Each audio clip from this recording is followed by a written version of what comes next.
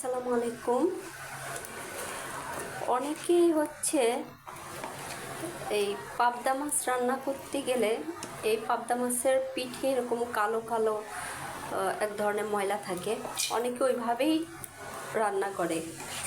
কিন্তু এটা যদি আপনার মাজনি, মানে থালবাটি মাজা যে মাজনি, ওটা কিন্তু অনেক স্টিলের, ওইটা অনেক ধার হয়।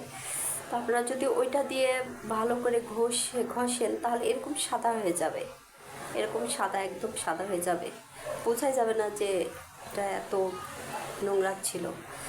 যাই হোক, আমি আজকে পাবদা মাছ রান্না করবো।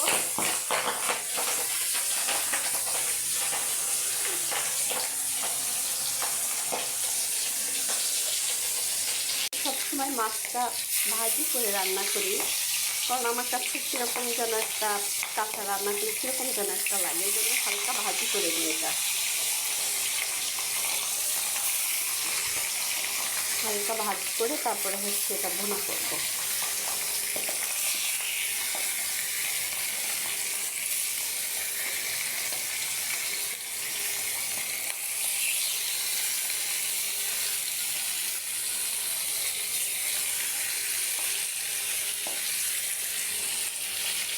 আর এটা শাক ভাজি করব।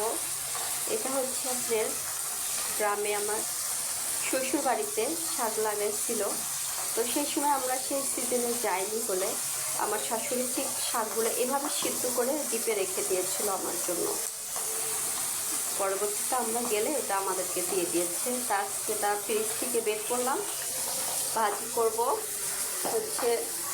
যেহেতু ফ্রিজে ছিল এই জন্য একটু বেশি করে কাঁচামরিচ নিয়েছি এবং পেঁয়াজ নিয়েছি আর একটু রসুন নিয়েছি।